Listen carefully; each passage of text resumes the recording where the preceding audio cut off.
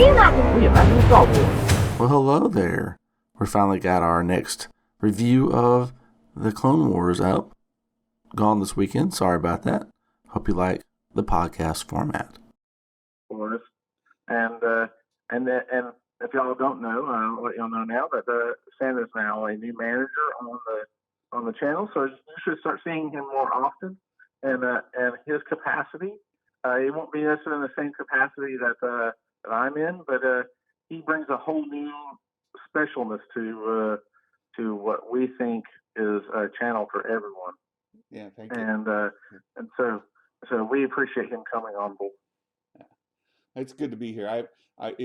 We've enjoyed this collaboration that we've had leading up to this season 7, and we're just taking the next step in the collaboration and working even more together. So this is great.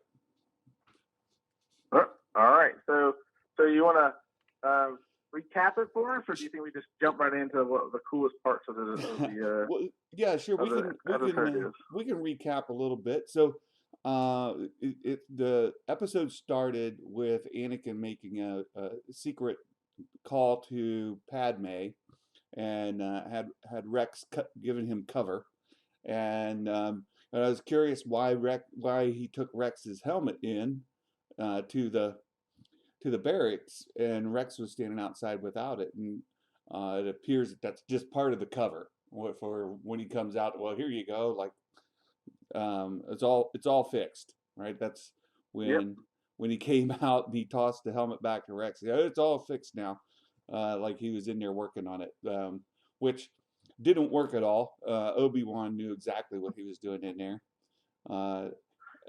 And I love the line where he said, well, did you at least say hi to Padme for me? Right. And then. I thought that was really cool. Anakin's look was pretty darn accusatory in my opinion. I think it was like, oh, you're spying on me again kind of a look. Yeah. And that's how to me, like a teenager who feels like his parents won't give him any space. That's the kind of look that I felt Anakin was giving back to Obi-Wan. Yeah. And I think that's a crucial piece of understanding, Anakin's reaction when we get to Revenge of the Sith. I mean, I think they're laying this groundwork very well. Yeah, I that's it's been said before, and you got to completely agree that the Clone Wars has done more to develop that story and let us see that relationship between Anakin and Obi-Wan, and how it built up to where we are by the time we get into Revenge of the Sith. And it's really critical, and it's one of those things that felt like was missing from the prequels all along. And I agree. And it's been wonderful, and the episode did a great job, even though it was maybe a minor part of the episode. It did a really good job of continuing that relationship and letting us see it. That was good. I really liked it. So yeah, I absolutely agree. I think, to me, I actually was really into the moment when I know we've gone on, but when Anakin and Padme were talking, I thought it was just really a kind of a touching moment. I mean, it kind of got to my heartstrings. Having been deployed as a soldier and calling home and trying to get on the internet to in the times in your little internet cafe that they set up for you so that you can see your wife back home is just it's a moment that you treasure, and to me, I completely identified with Anakin in that moment. I thought that was really good too, and again, when you look at some of their relationship, like when they were face to face in the movies, a lot of that was really cringy. Like Anakin, he comes off as creepy, or he comes off as like just odd. And that moment in this episode, at the beginning, when he's like Skype calling her, that it was more tender. You really got more of a husband-wife kind of relationship through that, and it felt really good. I've said I've said this before too. My favorite version of Anakin is the Clone Wars Anakin. It's just really well acted, and it seems weird to say that Yeah, because it's animation, but the voice acting counts too. So for me, absolutely. that was a really, really special moment. Really good. I agree. Yeah, I mean, it was just very good. I mean, to me, like that set the whole episode to me, Yeah. and it It's, was such a good way to put Rex and contrast and compare Rex and Anakin, yeah. and how they even. I mean, even though it was on the nose, that comparison, what they were talking about, it was really kind of cool that we got to see this aspect, come out in those that are around Yeah. Anakin. So like they are emulating his behavior. Yeah. Yeah. It was good, and the piece about Padme telling him, "Look, Rex has trusted you when when you're being like out there, and so now it's time for you just to put a little trust in him." And because he was kind of Right. pushing back on this idea, he's really doubtful, and it carries out throughout the episode, right up to the very end, where he's not thinking Echo is alive.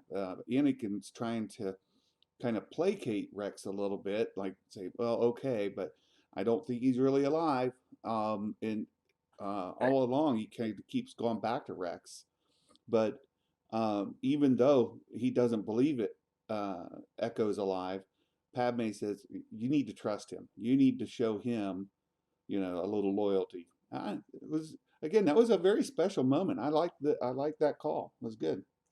It was excellent, and I really liked the piece where he comes to him and talks about about it as well as we get later, a little bit later on into the episode, Yeah. and I said, "Do you really think that he's alive? Because I mean, come on now, Right. He was, and he says, I've let a lot of troopers of my brothers go. Is what he said. I said, I've let a lot of my brothers go, Yeah. and I know that they're, and basically he said, I know they're not coming back, and they're gone. But he says, but when I heard his voice, I know he was alive. Yeah. And now I have to go and find him. I have to know because I won't leave him behind." Yeah. It was great. So, I mean, so before we get there, let's just uh, uh, Anakin and Rex leave with the Bad Batch group to go to right, Skako Minor, which is where they heard that call coming from, right, the transmission coming from, and they keep gaining and losing the signal as they're right, getting closer and closer. It comes out that it's because whenever he's not transmitting, they don't have the signal, and then when he transmits again, they can hone in on the signal. So it's an on and off signal, not an open line. So right, they arrive on Skako Minor, and from atmosphere, it looks like a gas giant. And, this is something I think is worth bringing up. If you go to Wikipedia and you look at sort of the history of Skako Minor, as it was in some earlier comics, it's supposed to be, and it's where the Techno Union come from, right? The Techno Union go, right, and we've seen them. They wear those suits with the electronics and all that. Um, Wikipedia says that it's a temperate world. Misty surface features canyons, mountains, caverns, craters, and fungal forests. It had an atmosphere of hydrogen sulfide, which had a unique pressure. huh, So it's supposed to be hydrogen sulfide with a unique pressure. And then, as you read more about the Techno Union, they wore those suits because they were used to a much higher pressure environment than you would get on an oxygen planet, or right. like Earth. But so they wear their pressure suits. Um, Ah, so with that information, just what we talk about continuity a lot of times, and lore, and maintaining continuity and lore.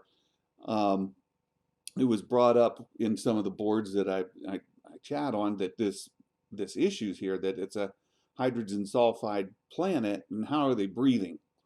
Like they don't seem to be having any issue at all. Yeah, well, Anakin should be the only one really with trouble because all those other guys as long as they're wearing their suits, their armor, they're fine. Right. So they should be able to function fine. Anakin's the issue. Yeah. I mean, it should be no different than when he was on Moncala, right? If you're in water, you have to be in a water suit. Right, right. In the comics, they show them wearing these helmets. They're, it's an older comic. It's from some time ago. So it appears that there's going to have to be some retconning going on somewhere. Right. Well, it's just a matter of throwing out that because all the old EU was thrown out. So I mean, it doesn't. That's true. So that's now legends. That it being hydrogen sulfide is now legend, and the truth matter is that it has hydrogen sulfide, but it's still enough oxygen to breathe just fine. Yeah, apparently. Yeah, they're going to have to do something, to explain it. And I've seen different theories about how that could be explained through there could be like a nuclear war kind of thing. There could be a major attack on Skako Minor that changes its atmosphere forever. But in any event, it's something that some fans have brought up as an issue, and there's been a little minor rumbling under the covers about this continuity. And yeah. So anyway, there's that. That's because we pay attention to the details probably more than the storytellers do. And we were just talking about that.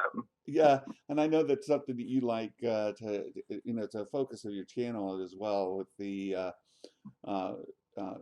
fandom, right? In the Fanonverse. Right. I think that details are extremely important, and I don't want to belabor it, but I mean, it's. I think details and continuity and careful crafting is really the hallmark of a good writer, not of a writer that is using only the details. I mean, the story still has to be good. It doesn't matter how good your details are if the story is not compelling. Yeah. And so we talked about how Lucas has said to Filoni, continuity is for wimps, because he's talking about, listen, if you get the characters right, continuity won't matter. Right. That's what he's saying. They'll forget the fact that continuity fell out of place as long as that is right. But to me, it's actually the mark of laziness and carelessness, and even to some degree neglect. And so the details do matter, because when all the pieces come together, it means that you actually need to work harder on your character to get the moment that you want inside the continuity. And to me, that's what you're saying is, I'm going to ignore this continuity because I want my character to do this. Yeah. And to me, that's not causal writing, and that's poor writing, in my opinion. Yeah. Well, it's worth bringing up, and I think one of the reasons that it is a minor rumbling is you've addressed already both points. Is one is that it's now part of the EU that is considered legends, so it hasn't yet been written into the new canon. And the second is the characters are so darn good by this point, and the story is so good that even the folks that are aware of it aren't like riled up in arms and creating, YouTube videos all day about how upset they are. Right. Because most people don't care. They don't know how hydrogen sulfide works. Yeah, like intra-breathe hydrogen sulfide. And they're complaining on some fan boards, in chat, but they're not. It's not, kind of hit YouTube as a major catastrophe. So, and that's why is for those two reasons. So anyway, they get to Skako Minor. It's they've got they're attacked right away by these large, like, flying bat-like creatures that have the Skakoans riding upon them, and one of those bat creatures grabs Anakin, and Sergeant Hunter uses a tow line to follow along, and from the Bad Batch, Sergeant Hunter's the Rambo-looking guy. I thought it was Bullseye. I think it was Hunter that was Crosshair, not Bullseye, Crosshair. I'm not exactly. I'd have to go back and look again. I was He pretty sure. fires the crosshair. I'm pretty sure it's crosshair. Yeah, but then I think Crosshair fires it, but then Hunter grabs the line and goes along. And I say that Oh, because that okay. backpack was very unique that he had on, and that's the backpack I saw. Gotcha. So, I again, it kind of was a quick acting thing, but anyway, So, yeah, it was really yeah, they go along, and Tech ends up having to translate for the Skakoans, and the Skakoans right. are not about the war. They don't want the war brought to them. They're not happy Right. about any of it. And Anakin assures them that, hey, we're not here to bring the war either. We've got some shenanigans going on by the Techno Union guys, and we're here to kind of oust them. And they're like, okay, good. So the Skakoans take them to Right. the Techno Union headquarters, and then there's an assault upon that headquarters. Right. One of the things I thought was interesting is when they. Well, I'm jumping the gun. So yeah, so they get in there and that starts the process. I do think that the new robots are really interesting. Well, yeah. So the new So combat droids. yeah, it was during that period there before we go into the book that where Anakin has that last conversation with Rex, saying, "Are you really, are you prepared for the just in case the Echo's not alive?" And Right. Rex tells him, "But he is alive. I know it." And Anakin says, "Okay, Right. look, I'm not telling. That's fine, but are you prepared if he's not?" And he said, Right. "Well, I think more than anything, he's saying I just have to know. yeah, I can't have left somebody behind that could have been saved." yeah." And Rex says, "You know what? I'll deal with that. That'll be my problem. I'll deal with it when we get there." Right? Like, Right. let's go. And yeah, so they go inside, and I thought it was interesting too. They get in there, and there's these battle droids, or at least the heads look like a regular battle droid's head, right? Right.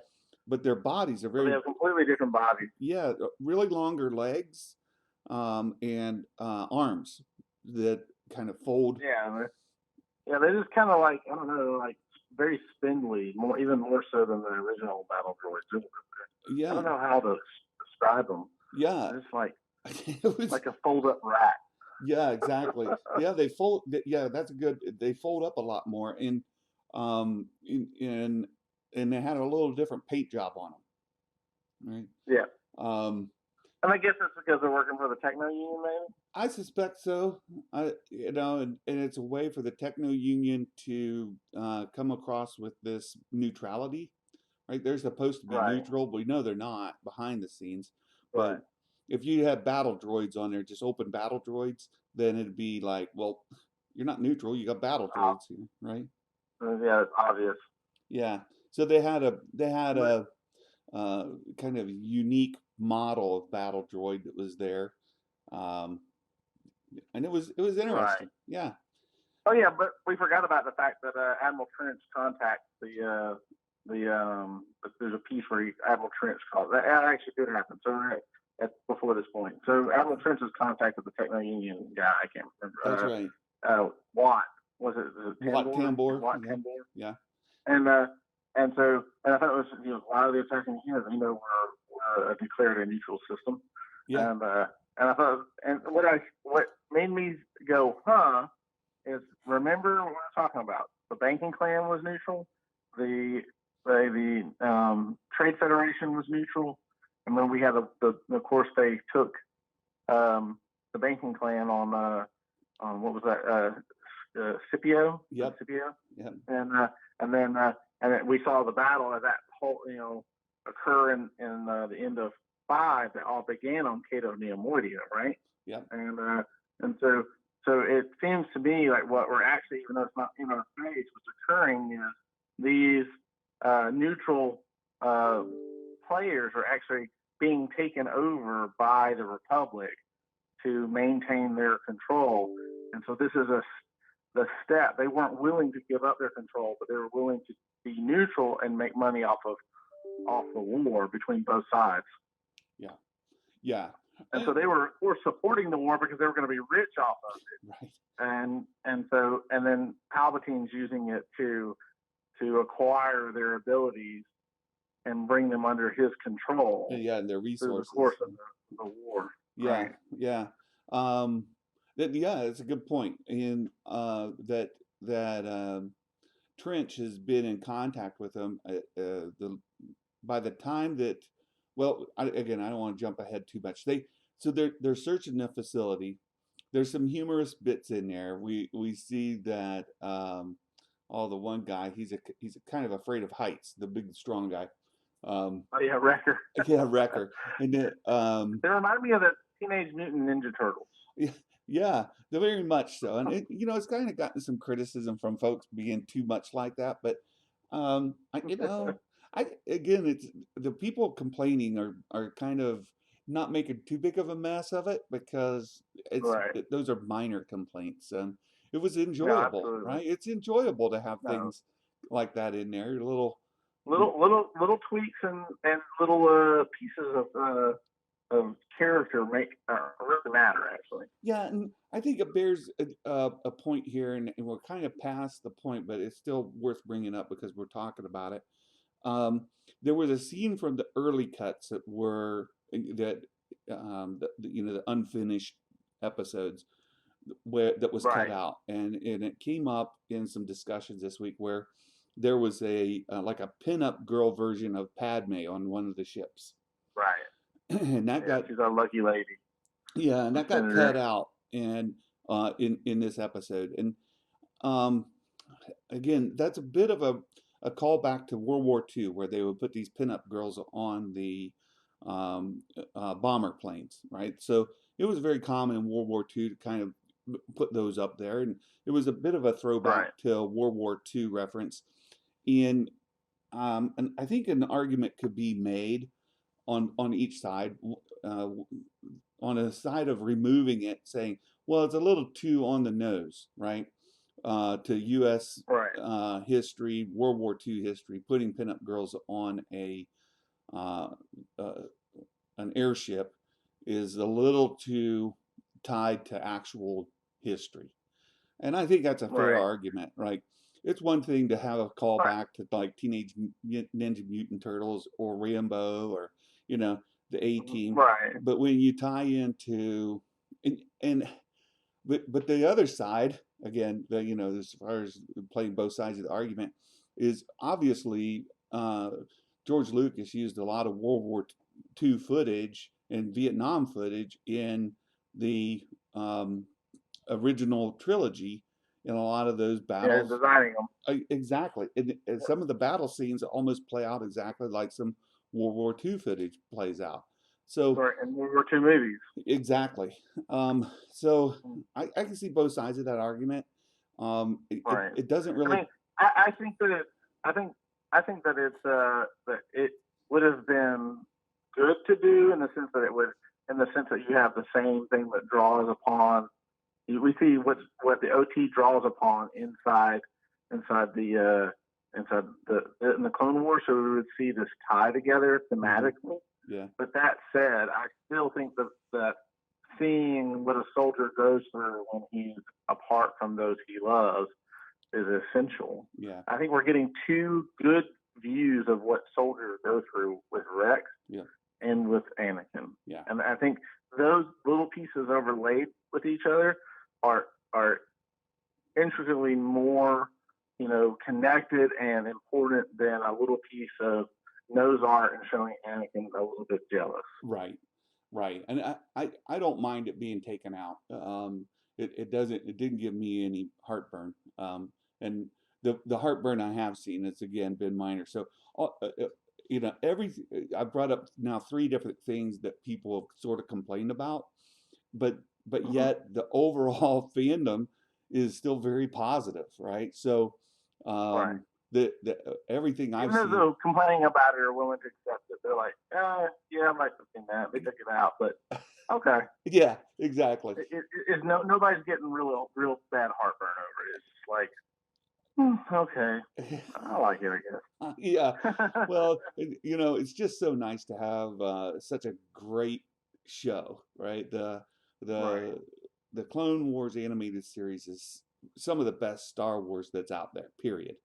I hope we find out that Rebels is coming out yeah. soon. Yeah. and that it's going to start like a couple of weeks after this ends, so that we don't really have a big gap. Because I know Kathy and Andor got moved, and Oh yeah. it's just kind of nice to have a Star Wars every week. It is. It's really nice. Hopefully, we won't go too dry in between. So back to the story.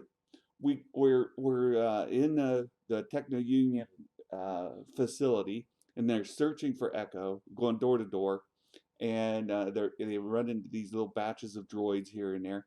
Um, Anakin wipes out a whole slew of them with the Force, which is pretty cool. Um, and they find the door. Tech finds the signal, but it's behind a particular door. He hacks the door and they get in, and they find a um, a, a, a chamber there that's a cryo chamber.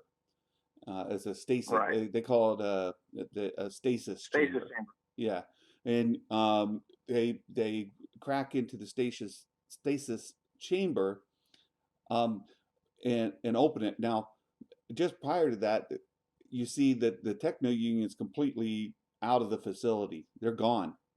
There's no Techno Right. Union anywhere. It's all droids, and that goes back to you mentioning Trench had contacted them before they ever got there, Right. and the Techno Union folks just bailed. Right? They're out. Right. Um, and there Right. I were, thought it was really interesting. He said, "Your friend is dead, but his brain is ours. yeah, his brain Corporate belongs property." to us, right? It's our property. But they drive in, they get into that stasis chamber, and they open it, and there's Echo. And I just, what was your first just gut reaction when you saw Echo in that chamber? I thought that he's kind of a techno zombie. It's kind of what I thought, because I was already expecting him kind of to be dead. You know, that's the They've exact same thing. animated him. Yeah, I felt he looked like a zombie. Um, Yeah. I thought, oh, he's a zombie. Like he looked gone. Um, but he falls to the floor. He's kind of the reason I brought up cryo is he looked like he was and had like ice on him. He was cold, and I think Oh that's yeah. I mean, we saw the smoke rise off of him. The the fumes come off of him like it was dry ice or something. yeah. And So, as he was sitting there, his brain was a bit addled. Right, he's confused. right. He's got droid legs like the ones that Maul Maul. has or something. Yeah, Um, and he's all hooked up to the equipment. Reminds me back of Star Trek, if you will. yeah. When Like the Borg. when the Borg had them all up there in the thing, it looked a lot like that. And then, Yeah. he comes down and Rex is holding him, and he kind of figures out like, oh, wait a minute, I know you, and you came back for me. And Right. that was another very, very touching moment when you see Oh yeah, I love it. You one came back. soldier, yeah, one soldier cradling another soldier, and Oh yeah. the injured one saying, "You came back for me," and again, for anybody who has been related to or connected to soldiers that are gone or have been in combat, is a very special moment there, and it's how the episode kind of ends, where Rex is holding Echo and saying, "We came for Yeah. you, brother. We got you." Right? This was definitively the soldiers episode. I mean, it hit every little emotional piece of what it means to be a soldier, just about. And I mean, to me, it really does, because I mean, you can look at the group and them all fighting for one another, and then you can look at them defending one another when Rex gets mad. You can look at what they're willing to do for one another, and always going in and not leaving them behind. And it's that saying, "We leave no man behind," and that is crucial. That is actually something that soldiers believe to their core. They know their brothers are going to come for them, and they know they're going in for their brothers. Yeah. And that is a crucial piece to recognize inside a soldier's heart. Yeah. And so and I say brothers, but brothers and sisters, and so it's just, that is just a crucial piece of who a soldier is. Yeah. And so that, and I think this episode just touched on all those moments very well. Yeah, I agree with you. From the very beginning with Anakin talking with his wife over distance to the very end where one soldier's cradling another, just a Right. fantastic. I you've said it very well. We'll just leave it there. So we leave Distant Echo. Any last thoughts on Distant Echo? I just think that I don't know how they're going to improve upon this arc, and we still have two more likely. Yeah. So this, Yeah. I hope. I mean, right now the show is just right now where we're at. It's just amazing. I mean, it feels like I'm picking right back up off of season 5 actually. Yeah. Season You 5. know, These I are agree. amazing episodes. These 2 episodes have been fantastic. I'm chomping at the bit for Ahsoka and the Siege of Mandalore, chomping at the bit for Yeah. that content, but super excited. But at the same point, there's, as you said, there's like 2 more episodes in this arc, and this arc's been wonderful. So Yes. yeah, and so if I were, I'm kind of put you on the spot here. If I were to put you on the spot and say, in these first 2 episodes, what would you grade them out of 10? Ooh, I'd say the first one was probably about 7.5 to 8, Yeah, and this last one was easily in the 9-10 range. nice, nice. I would put both of them in the about 7 range. And the only reason I do that is a little bit of protecting myself for upward mobility, right? Because everything can't be a 10. And I know the Siege of Mandalore is coming. And when I look back into season 5 and how it ended with Ahsoka's betrayal and her leaving the Right. Jedi, that to me was a 10. And I said, well, is Oh, this? absolutely. And so, You don't think anything in 6 was in season 6 was a 10, but there were some oh, really good ones. there were some good ones, And and I would say season 6 had a lot of 8s and 9s. I would agree with that. Yeah, But I think ends with Ahsoka. I think the Maul arc was around 8, 9 yeah, as well through there, with maybe a dip into the 7 barely, yeah, and like 7.9, right, and but right, so I think like 7.5 for the first one, and the reason why I think for me this is a 9 or 10 is because it hit all the emotional keys where I really identified with the characters. yeah, yeah, And so it really ramped up where I feel, and I almost feel like I'm going to be let down in the next 2 pieces of the arc. And I've seen them, I don't remember them well, from when they came out in the 2015 yeah, celebration. yeah, So I saw all that stuff then, and and I unfortunately I don't really remember them completely. So as I watch them, it's almost like watching them new again, and I don't want to go back and rewatch them because I don't want to spoil. right, right, yeah. So yeah, I agree with. I completely understand that, and then they're making enough tweaks that you don't want to, kind of set yourself up for expecting something that ends up on the cutting room floor or Right. or changed a bit. But yeah, I'm kind of protecting myself with saying I give it somewhere in the 7 range. I reserve the right to go back and elevate these after the fact, but right now I'm just the minor complaints I've heard from some fans may be influencing me a little on the negative side. And Right. I tend to be very, very positive about everything, but these have been great. Certainly, I agree. and certainly towards the top. So, We're supposed to be in the flipped range on that. Normally, you're supposed to be positive when I'm negative. I Right? know what's up with that. So, so, we've got episode 3 coming up. I haven't read too much about it, but we know that it's supposed to be a 4-part arc, right? Right. Right. It was originally, so I'm assuming it is now. Yeah. And I really don't remember where it's going, so I'm going to let that be a mystery. I don't plan on reading it. I'm going to kind of go in and watch it with a blank slate, semi-blank slate. I kind of remember a little bit, but but I want it to kind of remain a mystery. Well, as much as it can be. the title of this third episode is On the Wings of Kiridax. And Right. then the title of episode 4 is The Bad Batch again, which means that they don't have I think it means that they don't have a full name yet. So, Right. Right. So the next were the creatures, the flying creatures. Yeah, Before. right. The again on Skako Minor there, right?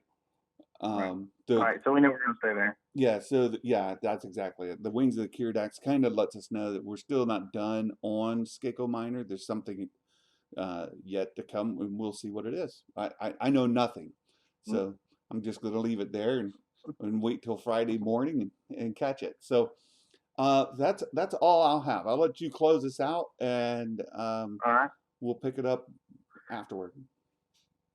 All right.